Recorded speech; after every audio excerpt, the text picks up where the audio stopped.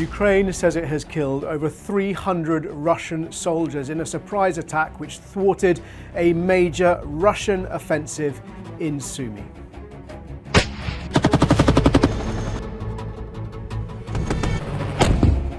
Kharkiv again. My name's Jerome Starkey and this is Frontline, your weekly roundup of the most important news from the war in Ukraine. And I'm back from holiday and thank you very much to Philip Ingram for standing in for me for the last 2 weeks. Did an excellent job. We're starting today with reports from Ukraine's GUR military intelligence unit about an operation by their Timor Special Forces soldiers who they claim have snuck behind Russian lines and used a combination of drones and heavy artillery to decimate what they claim were 8 companies of Russian soldiers, killing, the death toll they provided, which we can't verify, 334 Russian soldiers, injuring some 550 more, all of which was to thwart what they say was a planned Russian offensive in Sumy province. Now you'll remember Sumy, northeastern Ukraine, where Ukraine launched its attack into neighbouring Kursk. After many months of fighting in Kursk, Russian forces repelled most of those Ukrainian troops and they're now fighting inside and around that frontier between Sumy and Kursk. Both sides have been making claims of advances in that region. Russian sources suggesting that they've advanced near Yunakivka. Now that is a town inside Ukraine on the main highway, really the road which links Sumy city to Sudzha. Sudzha was the main town in Kursk that Ukrainian forces managed to capture. It's the main road linking those two provinces. Ukrainian sources suggesting that they have advanced in Novokostiantynivka, quite a mouthful for me to pronounce. That is a town, a village directly north of Sumy city, right on the border with Russia, not on such a major route. These claims at the moment are very hard for us to verify, and certainly those suggestions from the GUR, Ukraine's military intelligence, impossible to verify, but nonetheless suggesting something we've seen throughout this conflict, is when troops mass ahead of any planned assaults, that is when they become perhaps most vulnerable, because if any significant numbers of soldiers or armour or artillery concentrate in any particular place, then they provide a very attractive target for the other side. The minute they are discovered, then they can be hit with that whole array of weapons.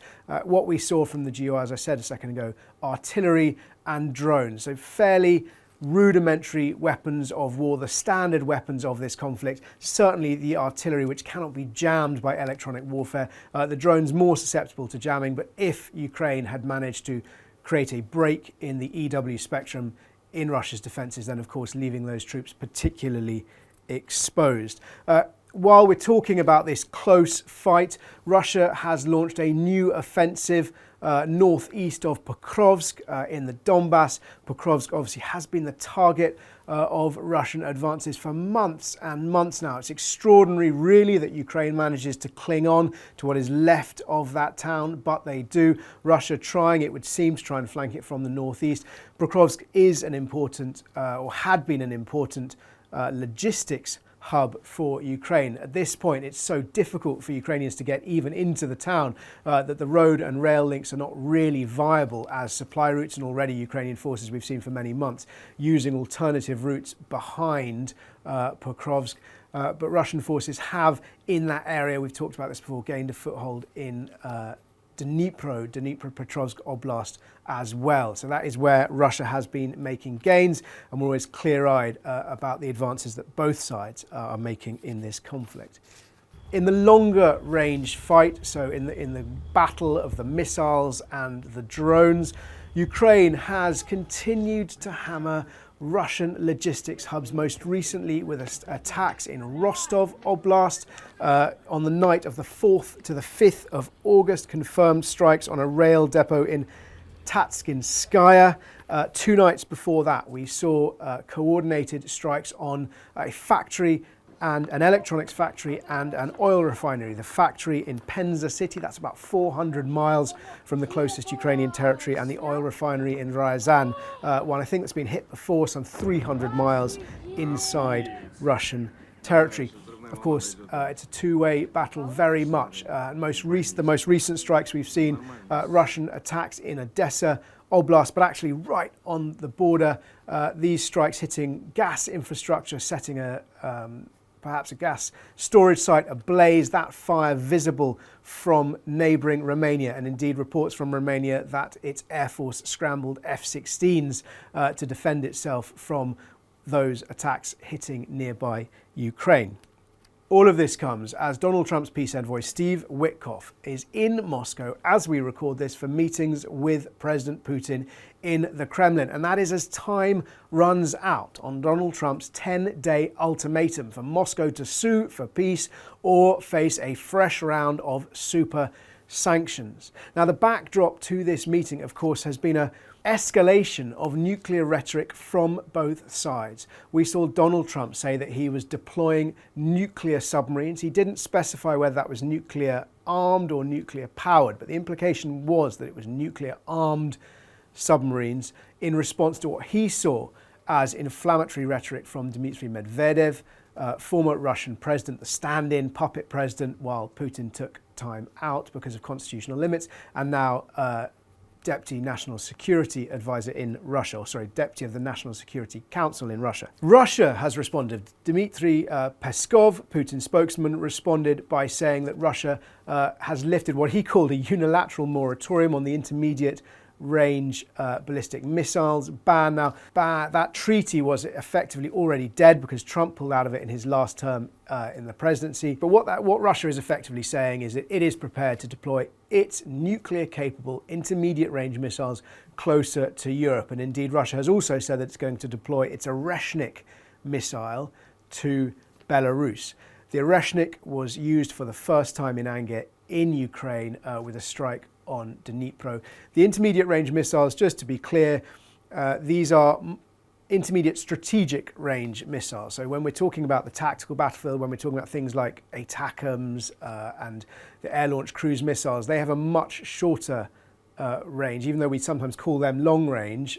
Those are battlefield weapons, if you like. The intermediate ballistic weapons can be fired 500 to 5,000 kilometers, and crucially, what they can do is they can hit neighbouring countries, or perhaps they can hit from Russia to Europe very, very quickly. And because they're so fast, with such a long range, they give those countries which might be the target very, very little time to respond. And that's why they are perhaps so feared. It's unclear how those talks in Moscow are going to go today. Of course, all eyes on that. The stick that Steve Witkoff can wield is this American threat, this Donald Trump threat of secondary sanctions. And what that is that would be to sanction third countries which are buying Russian products, specifically Russian oil. And the real loser from this sort of move would be India. India has been purchasing large quantities of cheap Russian oil during this conflict because it has not abided by those sanctions. If that were to happen, if they were to stop India buying Russia's oil, that would hit the Kremlin's coffers, that would knock the Russian economy and would make it harder for Russia to continue prosecuting this conflict. And it might, although there's no guarantee, start to hit home to ordinary Russians to remind them the costs, to make them feel the costs of this conflict. But for all the rhetoric that we've heard from Donald Trump since he came to power, it's interesting as well today that an analysis by the BBC's Fact Check has found that the number of drones and missiles fired by Russia at Ukraine has actually doubled since President Trump came to power. Now, he came to power promising to end the war in a day, promising to end the war in 100 days. Both of those deadlines have lapsed, but he continues to speak in very, very strong terms about his desire to end this conflict. We will see over the course of the next week whether this threat of fresh sanctions and whether this deadline has any real impact on President Putin's thinking. Thank you, as ever, for your questions. If you do have any questions, remember, please ask them in the comments below, and I'll endeavour to answer as many as I can next week. And thank you for all your positive comments and feedback over the last two episodes that Philip Ingram was standing in for me, and for the questions. Question number one was on Turkish-made Bayraktar drones, asking, are they still playing a role in the conflict? You'll remember right at the beginning of the war, these weapons were sort of seen almost as one of Ukraine's unicorn weapons, savior weapons. They were having a devastating effect, particularly on massed Russian convoys. They then sort of almost appeared to disappear from the conflict. Now, that was because, well, they were superseded. The advances in technology that this conflict has precipitated meant that those weapons became almost redundant, because Russian electronic warfare and anti-aircraft systems advanced to such a level so quickly that they could be shot down, so they became less useful. We've seen lots of other drones take their place, but interestingly, just in June, Ukraine's Navy put out a video which it said showed a Bayraktar drone surveilling and then striking a Russian ship in the Black Sea. And the Turkish manufacturers of the Bayraktar drones have talked openly about how they've been updating and making their weapons more advanced. Although Turkey hasn't been particularly forthcoming about its weapons sales to Ukraine, possibly because President Erdogan has been trying to play that sort of intermediary role, and of course Turkey has been hosting peace talks. Question number 2, why hit the Kerch Bridge? Remember, this is the bridge that links mainland Russia to occupied Crimea across the Kerch Strait. The person asking this question is saying, why destroy it? Because if you destroyed it, then, well, by leaving it in place rather, Russia has to occupy Crimea. That stretches Russian forces more thinly, and of course it gives Russians in occupied Crimea a route out. The fact is that Crimea has become a totem, a symbolic prize. It was the first piece of territory annexed by Russia illegally in 2014.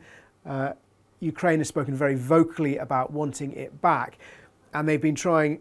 Well, they've successfully pushed Russia's Black Sea Fleet east, away from Crimea, out of Crimean ports, largely out of Sebastopol. If they were able to down that bridge, to break the rail line specifically, as Philip talked about last week, that would massively reduce Russia's ability to resupply its forces, not just in Crimea, but also in neighbouring Kherson, because through the north of Crimea, where the peninsula attaches to the Ukrainian mainland, Russia can also funnel arms, munitions and men, soldiers, to the fight in Kherson. So it is a weak point, a vulnerability in Russia's logistics lines, and that is why Ukraine continues to hammer it.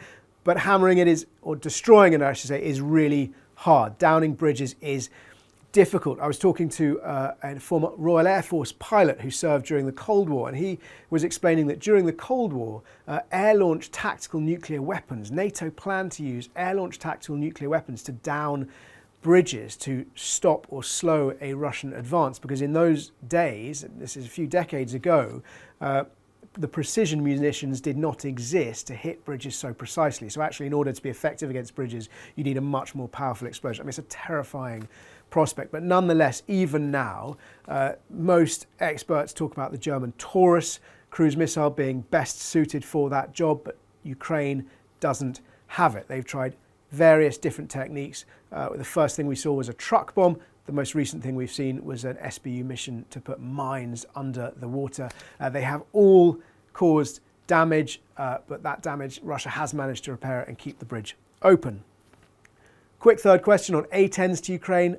Is the American fleet of A-10 tank busters, the Warthogs, going to be gifted to Ukraine? We've had this question before. Short answer, it appears the answer is no, mainly because Ukraine has not requested them, does not appear to want them, and that we understand is because they would be particularly vulnerable to those advanced air defences that I've already talked about. And final question, could NATO ask its soldiers to volunteer to fight in Ukraine and to defend perhaps Ukraine's border against Belarus? The short answer is, I mean, it could, but to encourage its own soldiers to serve in Ukraine would represent a significant escalation and would massively increase that risk of a direct confrontation between NATO and Russia, which would set the stage for an Article 5 confrontation. And of course that spirals us into World War III, and that is what so many people are trying desperately hard to avoid. Thank you for watching. Thank you for your questions. If you do have them, please ask them in the comments below. And remember, you can join Frontline, and that will help your questions stand out from the many hundreds we get each week. But I'll do my best to answer as many as I can on the show and in the comments. See you next time.